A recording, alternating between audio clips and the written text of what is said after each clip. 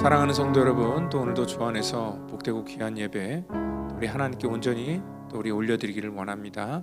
우리의 믿음을 또 이 시간 고백하고 또 우리의 모든 연약한 것들 주님 앞에 내려놓을 때에 또 오늘 예배를 통하여서 우리를 회복시켜 주시는 그러한 하나님의 풍성한 은혜가 임하기를 우리가 사모하며, 또 이 시간 우리 다 같이 묵상으로 기도하며 우리 4월 21일 우리 주일 예배 드리도록 하겠습니다.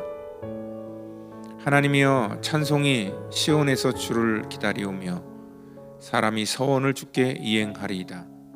기도를 들으시는 주여, 모든 육체가 주께 나오리이다. 죄악이 나를 이겼사오니 우리의 허물을 주께서 사하시리이다. 주께서 택하시고 가까이 오게 하사 주의 뜰에 살게 하신 사람은 복이 있나이다. 우리가 주의 집 곧 주의 성전의 아름다움으로 만족하리이다. 하나님 감사합니다. 사랑하는 귀한 성도들, 우리의 모든 연약한 기도지만 우리의 기도를 들으시고 우리의 인생을 주관하시는 하나님, 주께서 우리 가운데 궁의를 베풀어 주사 우리를 불쌍히 여겨주시고, 특별히 이 땅 가운데 죄사함을 얻은 자들이 또 담대하게 살아갈 수 있는 힘과 능력을 더하여 주시옵소서. 오늘도 이 예배를 통하여 주님을 알기를 원하고 주님을 높이기를 원하는 우리의 모든 삶을 주께서 받아주시기를 원하며 사랑이 많으신 예수님의 이름으로 기도합니다. 아멘. 이 시간 우리 다 같이 사도신경으로 우리의 신앙을 고백하겠습니다. 전능하사 천지를 만드신 하나님 아버지를 내가 믿사오며 그 외아들 우리 주 예수 그리스도를 믿사오니 이는 성령으로 잉태하사 동정녀 마리아에게 나시고 본디오 빌라도에게 고난을 받으사 십자가에 못 박혀 죽으시고 장사한 지 사흘 만에 죽은 자 가운데서 다시 살아나시며 하늘에 오르사 전능하신 하나님 우편에 앉아 계시다가 저리로서 산 자와 죽은 자를 심판하러 오시리라. 성령을 믿사오며 거룩한 공회와 성도가 서로 교통하는 것과 죄를 사하여 주시는 것과 몸이 다시 사는 것과 영원히 사는 것을 믿사옵나이다. 아멘.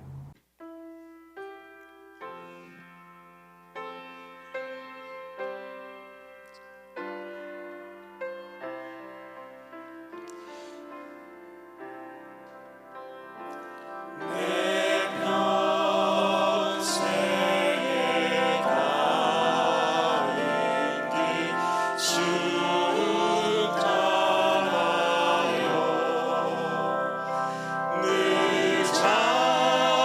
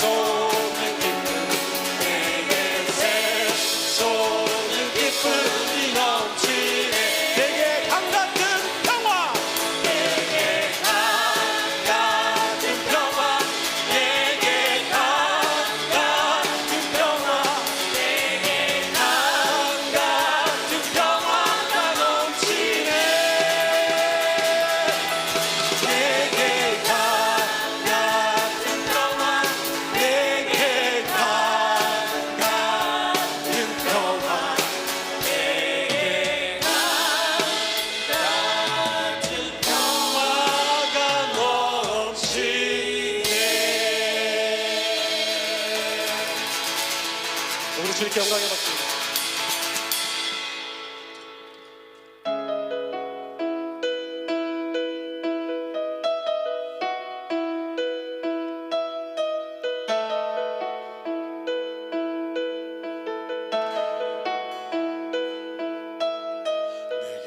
내게로부터 눈을 들어 주를 보기 시작할 때 주의 일을 보겠네.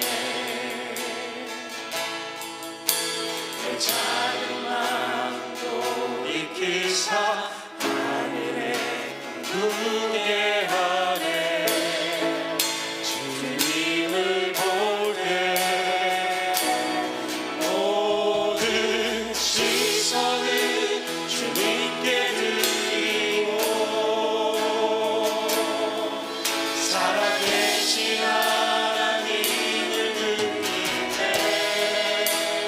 내 삶은 주의 역사가 되고 하나님이 일하기 시작하네.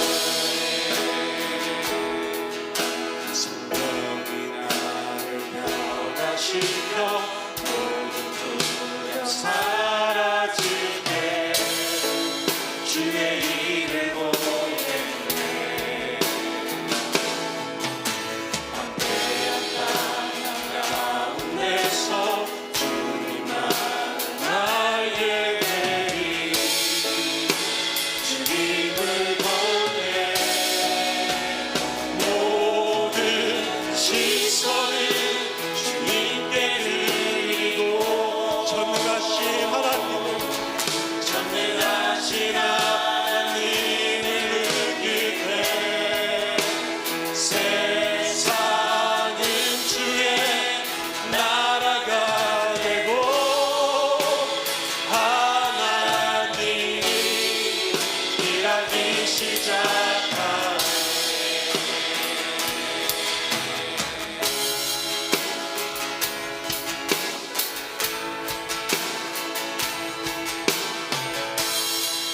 주님의 영광 임하네. 주 볼 때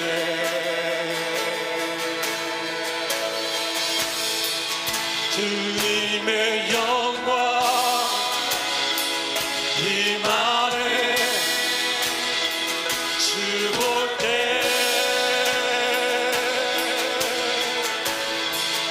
주님의 영광 임하네. 주 볼 때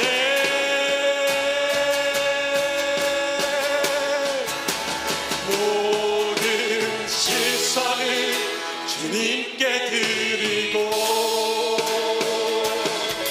살아계신 하나님을 느낄 때 세상은 주의 역사가 되고 하나님이 일하기 시작하네. 모든 시선을 주님께 드리고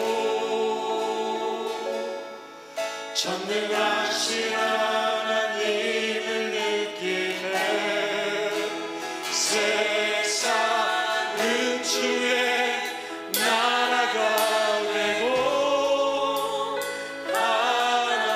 하나님이 일하기 시작하네.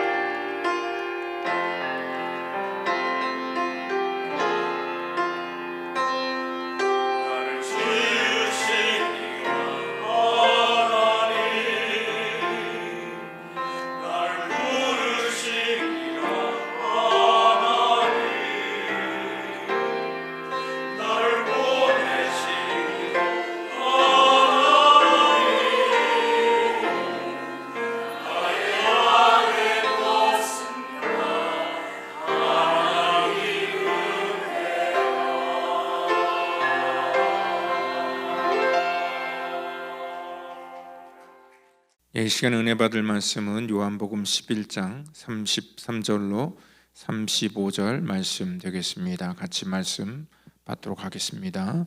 예수께서 그가 우는 것과 또 함께 온 유대인들이 우는 것을 보시고 심령의 비통이 여기시고 불쌍히 여기사 이르시되 그를 어디 두었느냐 이르되 주여 와서 보옵소서 하니 예수께서 눈물을 흘리시더라. 이 시간에 우리 주님께서 눈물을 흘리신 이유라는 제목을 가지고 우리 요한복음 강해 33번째 강의를 같이 시작하도록 하겠습니다. 요즘에 한국에 보니까 그 MBTI라고 해서 그 성격 유형 테스트를 또 많이 이렇게 언급을 하는 것을 알 수 있습니다.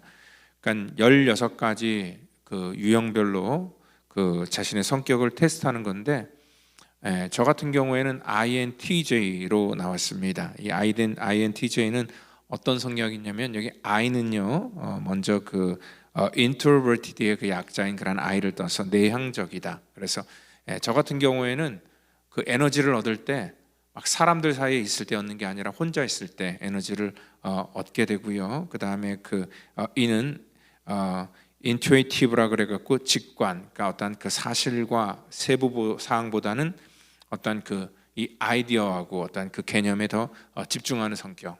그리고 T는요, thinking이라고 해서 어떤 논리와 이성의 기반에 어떤 그 결정을 내리는 그런 성격. 그리고 또 마지막으로 J는 judging. 그러니까 자발적이고 유연하기보다는 또 계획적이고 또 조직하는 것들을 더 선호하는 성격이다라고 그렇게 여러 가지 이렇게 분석을 합니다. 그래서 한마디로 얘기해서 그냥 전략가적인 그러한 성격이다라고 그렇게 얘기를 하더라고요. 그러니까 이 약간 분석적이고 또 창의적이고 또 논리적이고, 좋은 쪽에서는 이제 그런 쪽으로 얘기를 하지만 또 이 단점은 뭐냐면 다소 이러한 성격의 사람들이 차가운 인상과 또 까칠한 느낌을 준다라고 그렇게 말합니다. 그리고 또 인간관계를 억지로 맺는 것을 그렇게 좋아하지 않는다라고 얘기를 하고요. 그래서 어떤 조직 생활보다는 그냥 개인 생활에 훨씬 더 어울리는 성격이다라고 이렇게 결과가 나왔습니다. 가만히 생각해 보니까 목사에게는 별로 어울리지 않는 성격이다라고 생각을 합니다. 그래서 제 자신이 목회하는 것 자체가 기적이다라고 또 생각도 듭니다. 근데 한 가지 놀라운 사실은요, 또 성경 유형별로 또 이렇게 그 성경 안에서 또 저와 똑같은 성격, INTJ 성격을 가진 사람들이 이렇게 조사돼서 나왔는데 보니까 모세도 그런 성격이었고 요셉, 또 솔로몬 같은 경우가 거기에 속해 있다라고 그렇게 얘기를 하는 것을 보았습니다. 그러니까 궁금해서 예수님의 성격은 그럼 어떨까? 성경에서 그냥 묘사되어 있는 그런 MBTI 분석에 따르면 INFJ로 평가되었습니다. 그러니까 저랑 비슷한데 그 T하고 F만 다르다는 것을 알 수 있죠. 그러니까 T는 아까 얘기했듯이 thinking이지만 이 F는 feeling입니다. 그러니까 쉽게 얘기해서요, 우리가 친한 사람이 차 사고를 났다는 그런 얘기를 들었을 때 예수님의 그런 F형의 성격의 반응은 무슨 일이야? 정말 괜찮니? 다치지 않았니? 뭐 이런 식으로 반응을 한다면은요, 저 같은 사람 T형인 유형 사람은 보험 불렀어? 그리고 또 병원은 어때야? 뭐 이렇게 여러 가지 그냥 그 사실에 입각한 반응만 보인다라고 얘기를 합니다. 그리고 또 한 가지 더 예를 들면 취업이 안 돼서 힘들어하는 그러한 친구들을 만나면은 그 F형 유형의 사람들은 그러니까 예수님 같은 그러한 성격의 사람들은 많이 힘들지. 얼마나 힘들었어? 내가 맛있는 거 사줄 테니까 먹고 힘내. 뭐 이렇게 좀 공감을 해주는 그러한 성격이라면, 저 같은 T형의 사람들은요, 어떤 그 팩트에 근거해서 이력서를 너 몇 개나 넣었어? 아직도 포기하긴 일러. 정신 똑바로 차려. 뭐 이런 식으로 어떤 그 팩트에 기반해서 충고를 해준다라고 그렇게 말을 합니다. 이 얘기를 왜 하냐면은요, 오늘 예수님께서 눈물을 흘리시더라. 제가 그 말씀을 이렇게 쭉 본문을 읽다가 그 말씀이 또 유달리 이렇게 눈에 와닿습니다.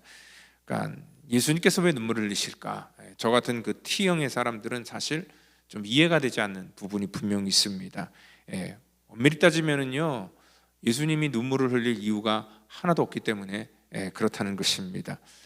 지난주 제가 설교한 것처럼 주님께서는 이미 나사로가 죽게 될 것을 이미 알고 계셨고요. 또 고의적으로 이틀을 더 지체하시면서 죽을 때까지, 완벽하게 죽을 때까지 기다리셨기 때문에 그렇습니다. 그리고 또한 예수님이 어차피 나사로 살릴 거라는 것도 우리 주님께서 알고 계셨고요. 그리고 또 살리면 저들이 기뻐하는 것도 알고 있습니다. 그런데 왜 예수님이 눈물을 흘리셔야 될까? 도저히 이해가 안 갔습니다. 뭐 저 같은 성격의 사람들은 사실 뭐 결과를 다 알고 그렇게 하다 보면은 그게 참 이해가 되지 않는 그런 경우가 좀 있는데요. 그 예수님이 눈물을 흘리셨다라는 것은 뭐냐면 저하고 다른 그런 F형 유형의 그런 그 굉장히 감성적인 성격을 갖고 있다라고 생각하기 때문에 그렇다라고 말씀을 드릴 수 있습니다. 그러니까 예수님은 그냥 어떠한 그 이 결과가 아닌 그 당시 어떠한 그 감정에 같이 이렇게 동화되었다는 것을 알 수 있지요. 그러니까 여기 그 예수님이 눈물을 흘리기 전에 이 초상집이니까 울음바다겠지요. 마리아와 마르다도 굉장히 아주 그냥 그 대성통곡하면서 그들이 울었습니다. 그래서 근데 여기 그 헬라어 표현은 재미있는 게 뭐냐면 마리아하고 마르다가 우는 것은요, 우리가 어떻게 표현하면 클라이오라고 표현을 합니다. 클라이오는 자기 감정을 완전히 실어서 그냥 큰 소리로 대성통곡하는 것, 그런 거를 클라이오라고 얘기를 하지만 예수님이 여기 눈물을 흘리시더라라는 그런 그 헬라어는 다크로라는 그런 말을 썼습니다. 이 다크로라는 말은 뭐냐면 그 어떤 그 내면에서 솟아나는 그런 나지막한 그런 그 울음, 또 이 연민의 어떤 그 흐느낌, 뭐 이런 것들을 말하는 거죠. 아마 주님께서 그 현장 분위기 속에 마리아와 마르다가 또 주변 사람들이 막 정말 슬피 절망감에 빠져 우는 것을 바라보시면서 아마 그 마음이 이렇게 동화되지 않았을까라고 생각을 합니다. 그러니까 예수님께서는요, 사실 우리가 지난주 그 15절을 통하여서 예수님이 늦게 온 것을 너희들이 기뻐하게 될 것이다 라는 그런 말을 하면서 왜 이제 와서는 눈물을 흘리는가 뭐 이해가 되지 않지만, 오늘 예수님께서 늘 울음을 이렇게 흘렸다는 것은 눈물을 흘렸다는 것은 뭐냐면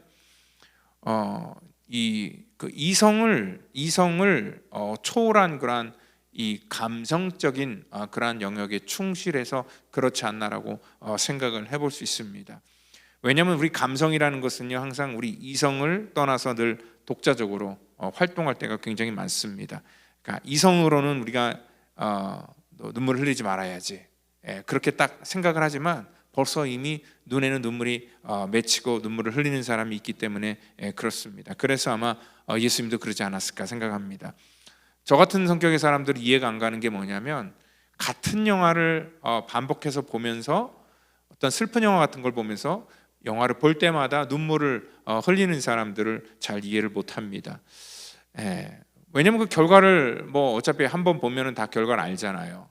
근데도 또 그 영화를 똑같은 장면을 통해서 똑같은 눈물을 흘리는데, 그 감성이라는 것이 우리가 다 알아도 어떠한 그 이성과는 이 별도로 독자적으로 활동하는 그런 사람들이 있기 때문에 그렇습니다. 그래서 우리가 그런 사람들은 굉장히 감성이 풍부하다라고 그렇게 우리가 말하기도 하죠.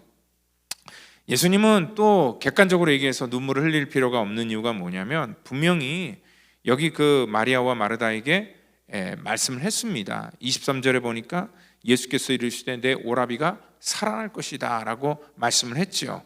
그리고 또 주님께서는 바로 이어서 나는 부활이요 생명이니 나를 믿는 자는 죽어도 살겠고 무릇 살아서 나를 믿는 자는 영원히 죽지 아니할 것이다, 25절 26절에 말씀하고 있습니다. 이 말씀을 들은 그러한 그 마르다는요, 이렇게 얘기를 합니다. 주여 그러하외다, 내가 믿나이다 라고 말했습니다.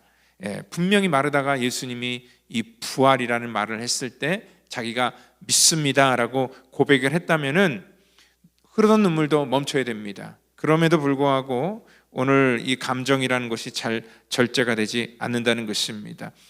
오늘 예수님의 또 하나 귀한 가치는 뭐냐면요, 그 마르다와 마리아가 야, 내가 그렇게 부활에 대해서 얘기를 했는데 너희들이 믿지 않고 눈물을 흘리는 것을 보면서 어떻게 이렇게 믿음이 없느냐, 어떤 질책하거나 꾸짖지 아니하시고 그들의 감정을 그냥 인정해 주면서 같이 눈물을 흘리셨다는 것입니다. 그러니까 어떻게 보면은 그들의 눈물은 이 클라이오, 절망의 눈물이었다면은 우리 주님께서는 그 공감의 눈물을 흘리지 않았나라고 생각을 할 수 있습니다. 흔히 우리가 위로한다라는 말은 뭐냐면은요, 쉽게 얘기해서 함께 비를 맞는다라는 그런 표현으로 쓰기도 합니다. 그러니까 울지 마, 곧 다시 살아날 거야라고 말하는 것, 울지 마, 좋은 데 갔을 거야라고 말하는 것보다 그 옆에서 울어주는 편이 훨씬 더 위로가 된다라는 그런 말이라는 것입니다. 그래서 우리 주님께서도 그들이 맞는 그러한 비를 묵묵히 옆에서 같이 맞고 계셨다는 것입니다. 이게 왜냐하면 그들에게 지금 진정한 위로가 된다는 것을 아셨기 때문에 그렇습니다. 우리 요즘에 욥기 한다 그랬잖아요. 새벽에 욥기 할 때, 여러분들 욥이 처음에 고난과 재난을 당했을 때 욥의 친구들이 찾아와서 처음에는 뭐라고 할 말이 없어서 같이 그냥 그 옆에 있어주기만 합니다. 그때 욥은 그 친구로 인해서 어떠한 그 위로를 받지만 그 친구들이 입을 여는 순간부터, 그리고 그의 인생에 대해서 조언을 하는 순간부터 그들의 감정은 아주 그냥 소용돌이가 치기 시작했다는 것이죠. 오늘 그러기 때문에 우리가 이러한 그 위로, 또 우리가 공감, 이런 것들은 굉장히 우리가 중요하게 좀 여겨야 된다는 것이죠. 그러니까 이 동정이라는 것과 공감이라는 것은 어떻게 보면 좀 비슷한 것 같지만 또 완전히 틀립니다. 이 동정이라는 것은요, 남의 처지를 보고 아유 참 안 됐다, 딱하다라고 하는 그러한 우리가 느끼는 그런 감정입니다. 그래서 누군가를 향한 어떤 그 feel for의 감정, 어떤 사람들이 참 힘들겠구나, 어렵겠구나, 그러한 감정이라면 이 공감이라는 것은요, 그러한 그 sympathy인 그러한 그 공감과는 다르고 empathy라는 단어를 씁니다. 그러니까 이 공감이라는 그러한 단어는 어떻게 표현하냐면은 뭐냐면 그 어려운 사람들의 마음에 그냥 들어가는 것입니다. 그래서 어떻게 보면은 마음을 함께 나누는 것이죠. 쉽게 해서 감정이입이다라고 또 표현할 수도 있습니다. 그러니까 이거는 feel for가 아닌 그런 feel with, 누군가와 함께 감정을 같이 공유하는 그런 상태를 얘기한다는 것이죠. 그러니까 우리도 항상 거울신경이라는 게 우리 속에 있습니다. 누군가가 슬피 울면은요, 우리도 옆에서 같이 눈물이 나고, 또 누군가가 즐겁게 웃으며 또 같이 또 우리가 웃게 되는 것이고요. 또 정말 신 것만 보더라도 우리 입속에는 그냥 침이 괴이고, 또 여러 가지 그러한 우리 속에는 이렇게 이 반응을 보이는 그러한 이 신경들이 존재한다는 것이죠. 그러니까 이 동정이라는 것은 그냥 그 상대방을 나의 입장 속에서 바라보는 것이라면, 이 공감이라는 것은요, 그 상대방을 그 사람의 입장에서 바라보는 것이 바로 이 공감이다라고 얘기를 합니다. 그래서 저 같은 T 유형의 사람들은요, 이 동정을 할 수 있어요. 안 됐다, 뭐 참 힘들겠다, 뭐 그러한 감정은 가질 수 있지만 이 공감의 감정, feel with의 감정을 갖기는 좀 힘든 그러한 이 성향의 사람이다라고 얘기를 합니다. 여러분들 제가 이제 목사로서 저도 이제 그 INTJ라 그랬잖아요. 그 T 유형의 사람이라고 말씀을 드렸는데, 이 공감을 못하는 건 참 저 입장 속에서도 좀 이렇게 목회를 하는 데 있어서 좀 안타까운 부분이기도 합니다. 근데 또 한편으로는 제 변명이기도 하지만, 제가 만약에 어떠한 이 환경이나 어떠한 그 사람들의 삶의 문제에 전부 다 공감을 하면은요, 제가 목회하는 데 굉장히 힘들 것 같아요. 여러분도 알다시피 목사라는 것은 뭐 어떠한 한 소수의 대상을 이렇게 상대하는 게 아니라 굉장히 다양한 부류의 사람들 인생의 문제 속에 같이 이렇게 대해주는 그러한 상담도 해주고, 때로는 그들과 같이 또 문제를 풀어나가는 그러한 역할을 하기 때문에 그렇습니다. 그래서 어느 날은요, 제가 뭐 아기가 태어나서 그 생명을 축복해주고 또 같이 함께 기뻐해주는 또 그러한 일들도 하지만, 그날 오후에는 또 장례식장에 가서 누군가의 죽음을 애도하고 또 그러한 그 장례식을 또 집도하는, 하루에 이렇게 출생과 죽음을 같이 경험하는 그러한 때도 있기 때문에 그렇습니다. 그런데 그때마다 제가 그들의 마음과 feel with가 돼서 계속 공감하면은 이 감정에 굉장히 많은 혼란을 갖지 않을까라는 그런 생각을 해봅니다. 그러니까 실질적으로 상담하는 사람들이요, 굉장히 참 힘든 게 뭐냐면, 이런 이 F 유형의 사람이 상담가라면은 그 누군가의 인생을 상담하다가 공감이 됐을 때, 그래서 그 상담하는 사람들이 또 의외로 또 이 자살을 많이 한다라는 그런 얘기도 들었습니다. 그러니까 뭐 이러한 것들이 장단점은 물론 다 있지요. 그런데 그 뭐 저 같은 거는 이제 사실 제 사정이고, 또 보편적인 거는 뭐냐면 또 이 공감을 잘하는 사람들이 또 대인 관계가 더 좋다라고 그렇게 얘기를 합니다. 그리고 또 그로 말미암은 회복 탄력성도 좋다라고 얘기를 합니다. 왜냐하면 이 공감이라는 것은 이 사람과의 관계하고 커뮤니케이션을 하는 데 있어서 굉장히 중요한 요소이기 때문에 그렇습니다. 우리는 늘 이 땅에 살면서 우리는 혼자 살 수 없고 같은 사회 속에 살고 있습니다. 그래서 우리는 공감을 굉장히 중요하게 생각을 합니다. 그러니까 다른 사람들로부터 나를 인정받으려고 굉장히 노력을 하죠. 요즘 시대는요, 우리 많은 사람들이 소셜 미디어 같은 걸 통해서 뭐 카톡이나 페이스북 같은 걸 통해서 뭘 요구합니까?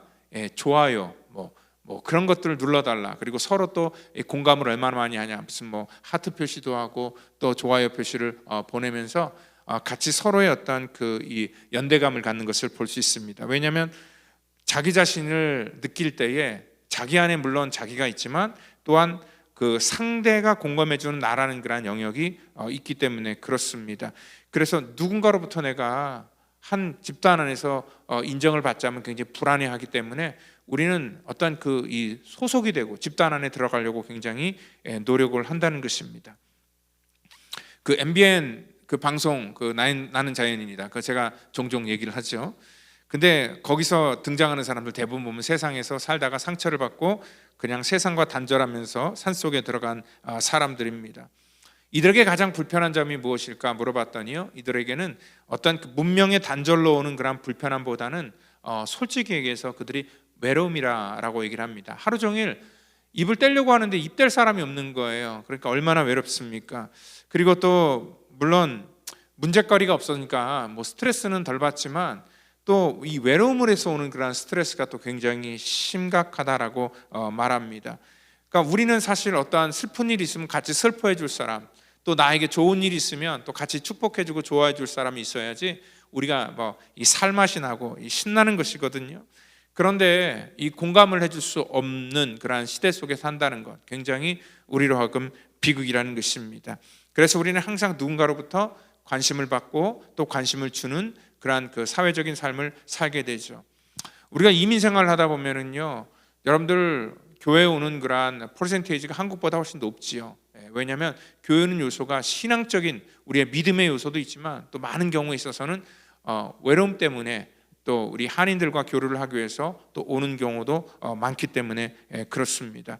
특별히 은퇴한 이후에는 어떠한 그 사회생활을 하지 않고 혼자 고립될 수 있기 때문에 더더군다나 이 사람들이 모이는 곳에 와서 함께 삶을 보내려고 하는 사람들이 참 많습니다. 그렇습니다. 우리가 건강하게 보내는 것은 혼자 있는 게 아니라 같이 서로 함께 할 때에 우리의 삶이 건강해지죠. 그래서 교회 안에서도 참 건강하게 잘 지내시는 분들을 보면은요, 그분들이 인간관계가 굉장히 좋습니다. 그렇게 많은 사람들과 같이 교류하고 또 같이 식사도 하고 또 그러한 여기 모일 때마다 적극적으로 그러한 모임 활동들을 잘하는 것을 볼 수 있습니다. 여러분들이 공감이라는 것은 그런데 단순하게 상대의 어떤 감정을 같이 이해하고 또 같이 함께하는 것뿐만 아니라 우리가 신앙적인 공감이라는 것은 뭐냐면 그 감정의 영역을 또 우리가 넘어서서 그들의 삶의 문제로 우리가 들어가게 된다는 것입니다. 그러니까 슬픔을 공유한다고 해서 공감은 반드시 아닙니다. 왜냐하면 우리가 뭐 드라마를 보면서 눈물을 흘리고 같이 공감을 할 수는 있지만 여러분 또 어떻습니까? 금방 또 우리는 다른 드라마로 바깥하면서 또 다른 감정에 우리가 또 빠지기 때문에 그렇습니다. 그래서 단순하게 어떠한 그 사람들의 삶의 문제 속에 들어가서 우리가 그 사람들의 어떠한 그 이 감정에만 이입되고 또 감정만 같이 나눈다고 문제가 해결되는 게 아니라 오늘 주님께서는 그들의 슬픔을 아셨지만 그냥 그 슬픔 속에서 감정 속에서만 그냥 함께 그냥 그 feel with의 감정을 느낀 게 아니라 그들의 인생의 문제 속에 더 깊은 차원으로 들어가는 것을 볼 수 있습니다. 그러니까 그들이 눈물을 흘리는 현실의 문제에 공감을 하시고 같이 그 문제를 풀어나가시기로 결정을 하셨다는 것입니다. 그렇기 때문에 우리가 이러한 그 이 감정보다는요, 사실 더 중요한 게 뭐냐면 우리가 하나님의 섭리를 아는 것이 훨씬 더 중요합니다. 그래서 저 같은 T유형의 사람도 목회를 할 수 있는 게 뭐냐면 목회라는 것이 어떤 감정을 통제하고 감정을 만져주는 그러한 그 일이 아니라 하나님의 섭리와 하나님의 사역을 이 땅 가운데 알려주고요, 또 그 믿음의 길을 걷도록 또 인도해 주는 그러한 사역이기 때문에 그렇다는 것입니다. 여러분들 그 예수님과 똑같은 유형의 MBTI의 그러한 그 이 성경 인물이 바로 예레미야라는 사람인데요. 이 예레미야는 한 시대 속에서 하나님의 마음을 가장 절실하게 대표했던 그런 우리가 말하는 소위 말해서 눈물의 선지자다. 그러니까 감성이 굉장히 풍부했던 사람이었던 것 같습니다.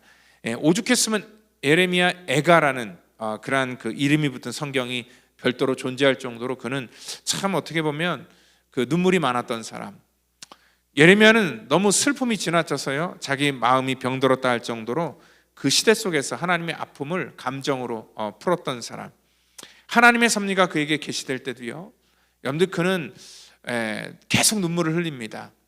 뭐 저 같았으면 나라가 곧 망하게 된다고 하면은 일 어떻게 그 다음에 준비를 해야 될 것인가, 그리고 또 나는 어떻게 거기서 살아내야 될 것인가, 어떤 대처 방안을 아마 모색했을 텐데, 아마 이 예레미야는요, 그 나라가 망한다는 그런 하나님의 메시지를 듣고 그냥 거리에서 눈물을 흘리고 하나님의 그러한 마음을 그런 식으로 표현했다는 것을 알 수 있습니다.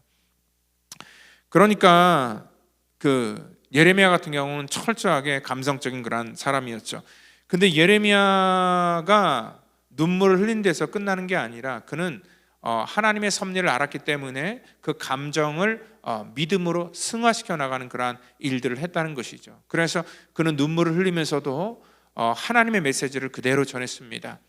눈물을 흘리고 사람들에게 하나님의 메시지를 전할 때에 그의 인생 가운데 찾아오는 것은 수많은 오해와 또 박해와 또한 외로움이었지만, 이러한 목숨을 걸고 그래도 복음을 그는 끊임없이 전했던 것은 뭐냐면은 바로 그것이 하나님과의 공감이 있었기 때문에 그렇다는 것입니다. 그래서 단순하게 어떠한 불쌍하다, 안 됐다 하는 그러한 연민의 차원이 아니라 하나님의 그러한 뜻을 알기를 원하고 그 말씀을 전하기를 원하는, 그리고 또 그 말씀을 전했는데 그 말씀을 듣고 회개하지 않는 그들의 불신앙을 향한 그런 안타까움의 눈물이었다는 것입니다. 우리 주님도 오늘 이 본문 속에서 눈물을 흘리시는데요, 물론 뭐 마리아와 마르다 아까 얘기한 것처럼 그들이 너무 슬프게 우니까 그들의 마음을 같이 함께 해주는 눈물도 있었지만, 예수님께서 그가 우는 것과 또 함께 온 유다인들이 우는 것을 보시고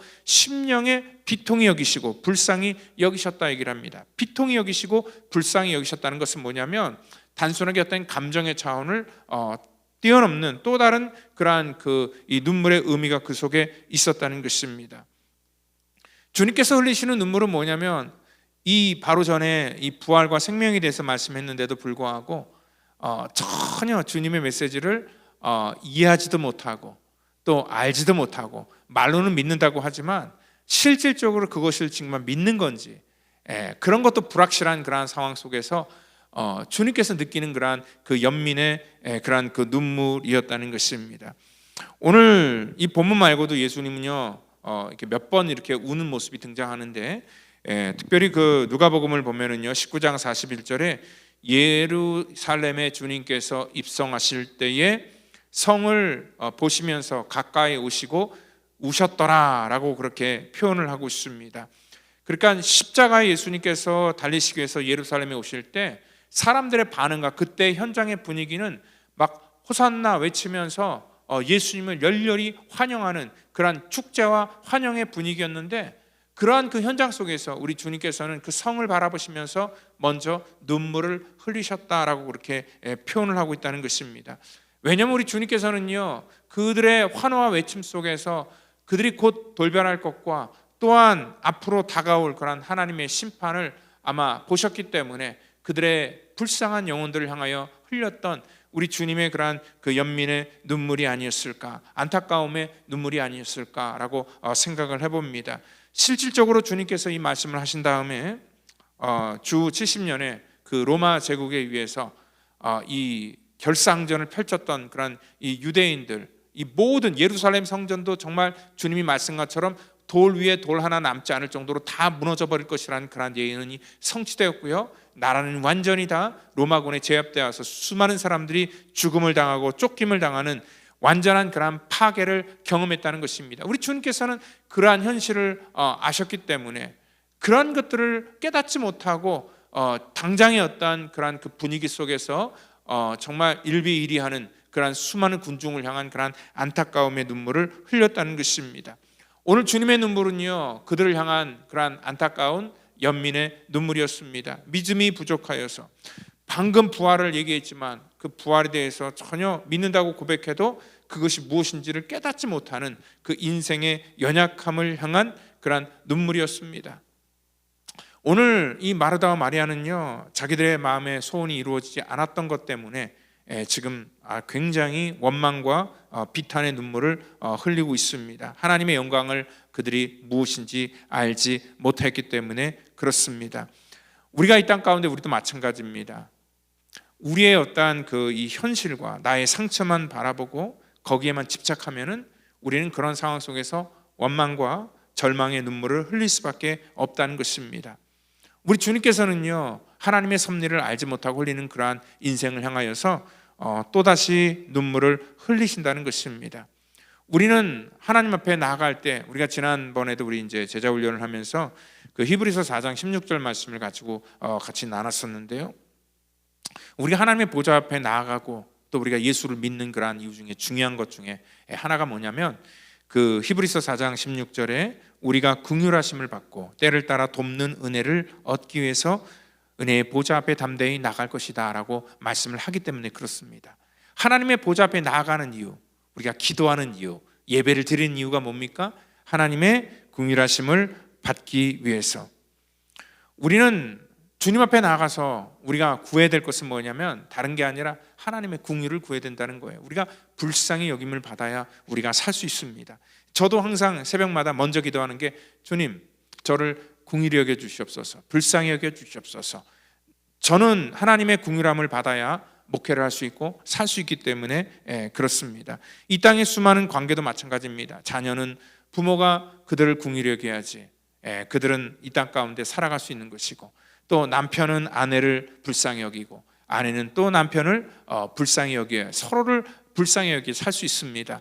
그래서 이 부부 관계가 오랫동안 잘 유지되는 그러한 가정들을 보면은 어떠한 사랑 이런 거 이제 나이가 들면 이제 그런 것들은 식어지잖아요. 대부분 보면은 서로를 그냥 불쌍히 여기니까 사는 것 같아요. 그래서 서로를 긍휼히 여기는 그런 마음, 그리고 또 교회 안에서는 성도가 또 성도를 불쌍히 여기고, 또 성도가 목사를 또 불쌍히 여기고, 목사가 또 성도를 불쌍히 여기고, 서로 간에 이러한 긍휼의 마음이 있어야지 정말 서로를 이해하는 그러한 마음이 바로 이 긍휼의 마음인 것 같습니다. 우리 주님께서 눈물을 흘리신 건 뭐냐면 바로 그러한 것입니다. 우리를 긍휼히 여기시고 또 우리를 용서하시는, 우리를 이해하시는 그러한 그 눈물을 우리 가운데 흘리시고 또 우리도 그러한 눈물을 흘리기를 원하신다는 것입니다. 그리고 또한 우리 하나님의 그 도움을 얻기 위해서 우리가 담대하게 주님 앞에 나아갈 때에 오늘 바로 그러한 하나님의 거룩한 역사가 우리 가운데 있다는 것입니다. 하나님이 도와주기를 원해도 자기 의가 강한 사람들은 하나님의 긍휼 따위는 필요 없고 나는 내 힘으로 살고 내 능력으로 산다라고 하는 사람들에게는 오늘 그러한 하나님의 그러한 은혜가 있어도 그 은혜를 깨닫지 못한다는 것입니다. 주님께서 지금 이 현장에 와서도 주님을 바라보는 게 아니라 이들이 바라보는 것은 죽음과 절망만 바라보기 때문에 그 가운데서 그 감정에서 헤어나오지 못하고 있었다는 것입니다. 우리 주님께서는 그곳에 찾아가셔서 그들의 인생의 문제를 만지시고 그들의 인생의 문제를 바꿔주셨다는 것을 여러분들 믿으시기를 바랍니다. 우리 주님께서 정말 안타까워하는 것은 뭐냐면 그들이 눈물을 흘리는데 정말 무엇 때문에 울어야 될지 정확하게 알지 못하고 그냥 감정으로만 흘리는 눈물을 보고 안타까워 하셨다는 것입니다. 그 MBTI 유형 속에 이 바울이라는 사람의 그 성격도 보니까 그 T형이더라고요. 근데 그도 사도행전 20장 31절에 이렇게 말합니다. 그러므로 너희가 일제히 깨어서 내가 3년이나 밤낮 쉬지 않고 눈물로 각 사람을 훈계했던 것을 기억하라. 이 사람도요 눈물 흘렸다 그래요. 그러니까 왜 눈물을 흘렸냐면은 하나님이 주시는 거룩한 이 사명을 가지고 사람들을 훈계하기 위해서 눈물을 흘렸다라고 표현을 하고 있습니다. 우리도 울어야 됩니다. 여러분들, 우리 가운데 있는 상한 영혼들이 많습니다. 그리고 또 우리 다음 세대 자녀들을 위해서 우리가 울어야 됩니다. 분명히 주님께서 말씀하십니다. 눈물을 흘리며 씨를 뿌리는 자는 기쁨으로 단을 거둘 것이다 라고 말씀을 합니다. 우리가 궁일의 눈물, 그 눈물을 회복할 때 우리 자녀들의 심령이 회복되는 것을 여러분들 믿으시기를 바랍니다. 우리 주님께서 눈물을 흘리시며 그들의 마음을 위로하시고 또 그들의 문제를 만지셨던 것처럼 우리도 정말 이 땅 가운데 연약한 자들의 심령과 죽어가는 영혼들을 향한 그러한 거룩한 눈물이 우리 가운데 넘치기를 예수님의 이름으로 축원드립니다. 다 같이 기도합니다. 주님 감사합니다. 하나님의 거룩한 은혜가 우리 가운데 임할 때에 그 은혜의 단비가 우리 가운데 임하기를 원합니다. 하나님, 그 은혜의 단비가 우리의 눈물이 되어 이 땅 가운데 수많은 사람들의 삶을 적시고 또 회복시키고 고치는 그러한 온전한 능력과 아버지 하나님 그러한 권세가 우리의 눈물 속에 있기를 원합니다. 하나님, 정말 우리 자녀의 세대를 위해서 정말 우리 마음을 아버지 쏟고 눈물을 흘리며 기도하는 우리 모든 성도가 되게 하여 주시고, 또한 이 시대에 정말 하나님의 아픔을 우리가 공감할 수 있는 그러한 거룩한 믿음의 세대가 되도록 우리를 사용하여 주시옵소서. 모든 것 주님께 맡겨오며 사랑이 많으신 예수님의 이름으로 기도하옵나이다. 아멘.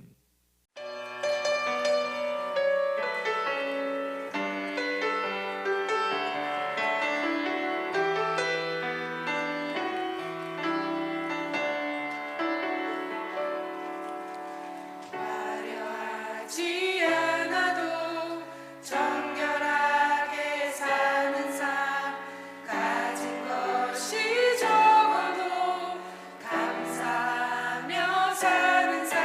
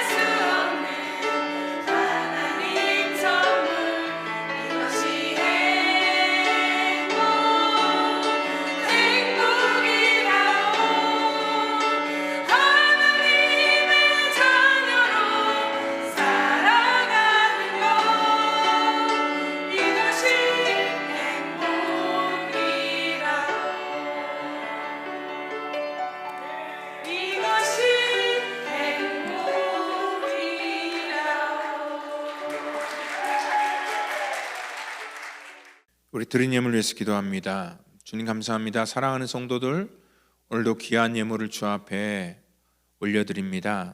우리 주님께서 우리에게 허락하신 우리의 삶의 분복이고 또 아버지 우리 가운데 맡기신 또 하나님의 거룩한 아버지 예물입니다.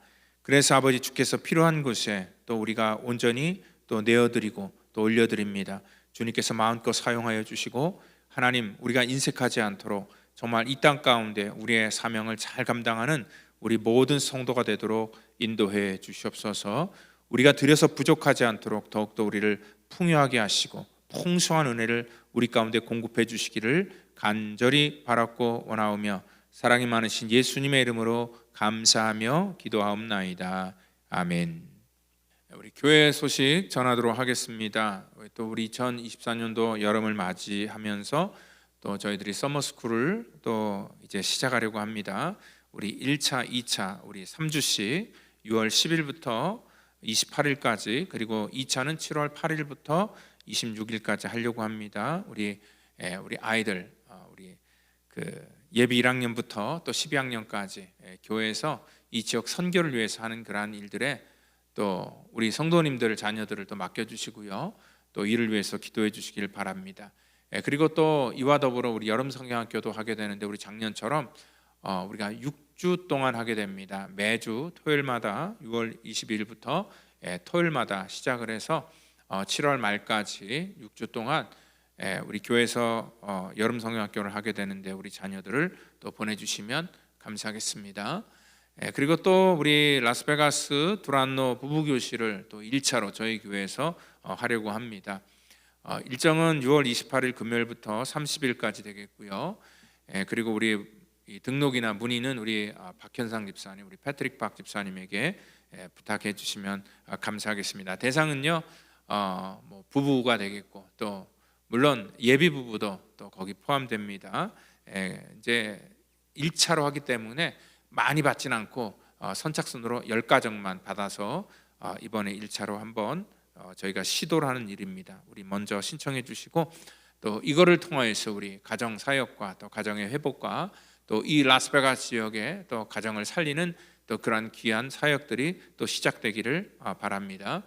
이번 돌아오는 우리 어린이 주간에는 또 어린이날 5월 5일 날에는 또 우리 전교인 야외를 가게 되는데 지난주에 장소했던 그 광고 드렸던 그러한 그 메사팍은 장소가 좀 협소한 관계로 다시 장소를 가든팍으로 옮겨서 근데 그 이스트 가든팍의 이스트 사이드에서 모여서 하는 것으로 결정을 했습니다. 그래서 여러분들 또 준비해 주시고 각 선교회나 또 울타리 회원들은 같이 이 모든 일에 협조해 주시면 감사하겠습니다. 오늘 또 예배 후에 우리 새가족 환영회가 있습니다.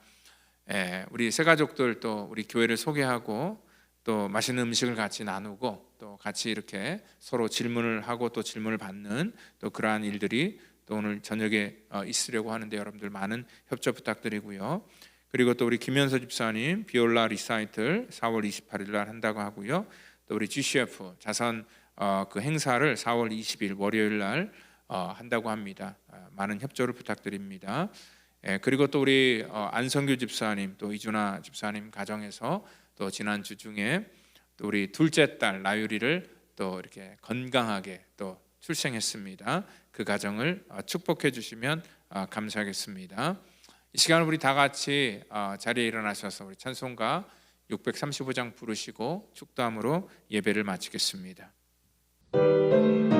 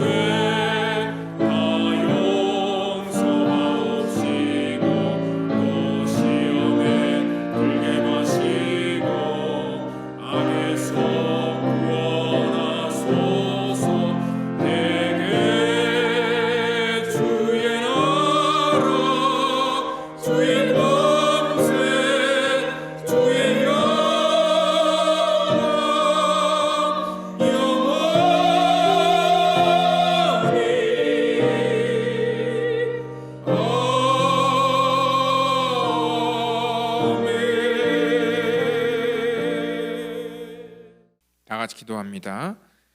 이제는 구원의 완성을 이 땅 가운데 이루시기 위해 십자가에서 물과 피를 쏟으시며 우리의 모든 허물과 죄를 사해 주신 우리 구주 예수 그리스도의 그 놀라우신 은혜와 우리 하나님의 무한하신 사랑하심과 성령님의 내주 역사 감동 감화하심이 오늘 이 땅 가운데 정말 주님의 눈물을 우리의 눈물로 삼고 또 아버지 이 땅 가운데 정말 주님께서 주신 그 마음을 가지고 살기를 다짐하는 우리 사랑하는 성도와 저들의 자녀와 가정과 사업터전과 또 함께하지 못하지만 병석에서 출탄 연고로 함께하지 못한 믿음의 공석 전체 이르기까지 이제로부터 영원토록 함께 하시기를 간절히 축원하옵나이다.